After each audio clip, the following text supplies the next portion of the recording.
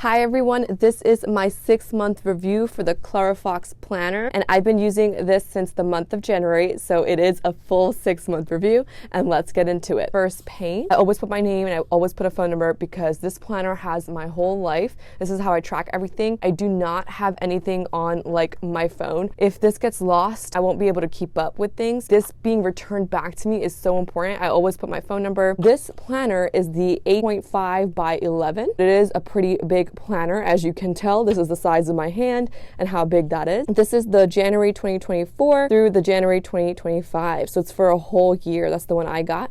They do have undated versions and they do have smaller ones, and this is the Weekly Planner Pro. Next thing is the dates with the holidays and so forth. Hopefully you can see that. I've added these little tabs on here by using little stickies. That is one thing that they can improve on this calendar. So right when you get into it, there is a little journaling prompts for self and awareness and discovery, daily rituals that they want you to do. One thing I do want to mention is they have this like vision board section. This vision board I'm open to sharing because a lot of the stuff has come into fruition. It's really great that they included a vision board section in the planner because a lot of people are realizing the importance of vision board. I did this vision board in the beginning of this year when I was setting up this planner. I didn't really look in the vision board on here. I have it on my phone, and that's where I look at my vision board. The next page is what do I want my life to be like? I did this page, but I'm not really revisiting this page as much for me to know if I'm keeping on track of my goals. But this is a really great journaling exercise in the beginning of the year, so you can plan your 1 year, 5 years, 10 years, and so forth.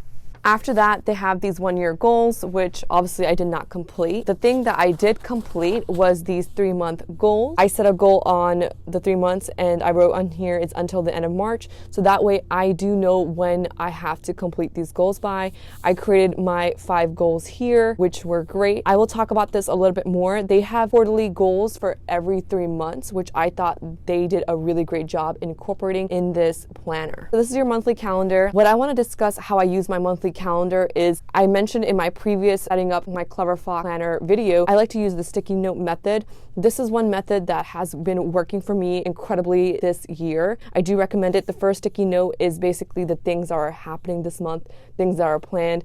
The next sticky note is the goals I have for this month. So maybe I want to go to a fitness class. I have some things to make up or scheduling.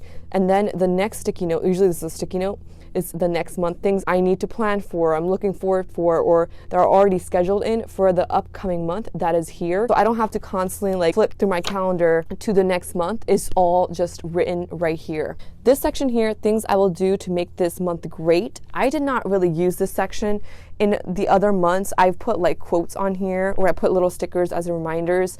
There's this little note section up here where you can put stuff here too. I put notes for this month. I have put little quote stickers. Ooh, these were the stickers that actually came from the back of the planner. They have all of these like little stickers, which is the ones I pulled out from and I put them for this month, which I thought was so cute. One thing I would add to this calendar, I would love if they put lines here like they have here. I know in the At a Glance calendar, they have lines and I prefer calendars like that because it's easier for me to write in, but they don't have that here, which is totally okay. This is my personal calendar, which has some other stuff. I put everything here. Again, like I was mentioning before, my life is in this calendar. This is how I keep track of everything. Calendar, sick days, etc. You name it, it's in here. If it's not in here, it didn't happen and I'm not gonna remember it because life is so busy. Half the time, I don't even know what's going on with my personal life that when people ask me, let's hang out, I have to be like, I have to go home and check what's going on with me if I'm already booked out or not. So I love calendars like this. I've been loving the monthly calendar and the way I've been utilizing it. It's been great. The next thing that comes out from the calendar is your weekly scheduling. I would say I think this is the specialty for this calendar is a weekly planner. I have not been utilizing this at all. I tried a little bit. I'm not going to show you too much because it's kind of personal. I was not a fan because I have a lot of stuff going on. So instead I have a regular journal like this. And in this is just like from Amazon Basics. You can find one for even cheaper. In here, I'll just write the date on the top of the page and I'll write my to-do list. And on the side, I'll write if I have any schedules. This keeps me in check. so many things are happening all the time that I might go through 2 or 3 of these in a year, which I'm totally okay with. That's why I can't be using that weekly sheet on here, because there is so much going on during the day that it's not going to fit here. Everyone has a different lifestyle. So this might work for you, but I've been using my own journal, and that's the system that works for me. Find a system that works for you. If it's this planner and everything in this planner works for you, amazing. If it's not, that's okay. Maybe you find a separate journal like I did, and that is the system that works for you.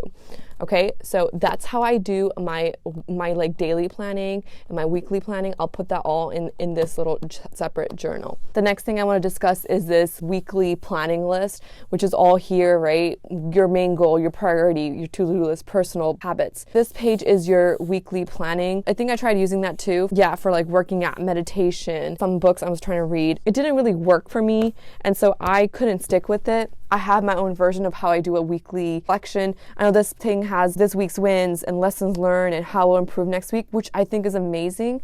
I like a more intensive version of this. So I know this is hilarious. So I have another journal that usually I will freestyle with a regular journal, and I will write about how I'm feeling, how the week went, what I need to improve, and so forth. So I'll do it like that. So let's talk about their monthly review. Without showing you too much, I've been consistently doing their monthly reviews. So I'm going to show you a blank page. This is their monthly review. I highly recommend buying the planner just for this because I think it's very organized. First question is, what were the biggest wins? If you are not really reflecting during the week, or maybe you are, those can be found from here. You can just pull out from here. So I think they did a really good job on monthly review and this weekly part. This rating section I really like. These are some of my wheels that I've done. I like fill it in and I'll write myself a little message on what happened. I think that's the way I like to do it. I know there's like a little paragraph you can write to yourself. I like to highlight it. Sometimes I'll color it in. I think this was adorable. And that way, every month when I'm comparing myself, I know right away if I'm doing a good job or not. The next thing is what tasks were not accomplished and why. How do you feel about your progress? What are you excited for and what you're looking forward for? Things you will do to make yourself happy this month. So this is like self-care, and how you will improve the next month. So this is kind of like next month kind of prompts, and I really love this part. Then they have the quarterly review, which comes every 3 months. Every 3 months you kind of reevaluate your goals. It's 1 through 5, but I would stick with 1 through 3 and make them your most big priority. I did this right in the beginning of the year, and I filled it through 1 through 5, which was great to help me keep track of my goals. I do like this concept of keep coming back and checking how you're doing every 3 months, so you can achieve your goals faster. And when I do my 3-month goal, I do go back and look at my vision board, which is in this book. But again, it's also on my phone, which is what I usually look at. This is how it looks like. What's your reward of once you achieve it, why you want it. I do really like this page, which is your mind map. You can post pictures here. I like to write things that I'm planning for more in detail. I know in the beginning of the year, I put video planning, or I will script how I think these goals will pan out once it's achieved. That's a lot of like manifestation, law of attraction, visualization type of method. I will put that all on here. You can use this page however you like. I think that is the majority of the planner. I do want to show you a blank monthly page. This is the month of October. I don't really have anything planned in the month of October because it is kind of far. So I wanted to show you a blank page. You see these beautiful stickers. I actually got these gifted. If you're interested in where you can find similar stickers like this for your own calendar, I'll leave them in the description down below. They're like for every month and every season, which I think they're so cute. So I got those. And again, like I was mentioning, like I am using this sticky note method for every month. And let's see if there's anything else that I want to show you. And in the end, there are like all these like blank pages. I haven't utilized this at all because I do have like my own separate journals, which really do help me with my own system. But that's about it. I will consider repurchasing this again. The only things I would add is these little tabs. I did grow to like these little 3 separators, I don't know what to call them, tab to kind of pull each page out. But I don't really use them as much. I just pull up and I'll go to July, and it's like the fastest way. You could be purchasing this for your kids or for yourself. Just make sure you're buying the correct calendar for your lifestyle. This can be pretty big. It doesn't fit my average tote bag. I would not carry this with me personally to school because it is quite heavy compared to the other ones. It has a lot of pages, so just keep that in mind. Before, for college, I used to buy like the skinny calendars from At a Glance, and they would work forever. If you watch my previous video on my calendars, I am such a big fan of At a Glance calendars. So this is my first time purchasing this Clever Fox calendar. I do love it. I would purchase it again. I don't know if Clever Fox has skinny calendars. I know they have smaller ones. This measurement is 8.5 by 11, so it is pretty long. Just keep that in mind. Do your research before purchasing. Find the right calendar for you. Hopefully you enjoyed this video. I hope you have a great day, and until next time.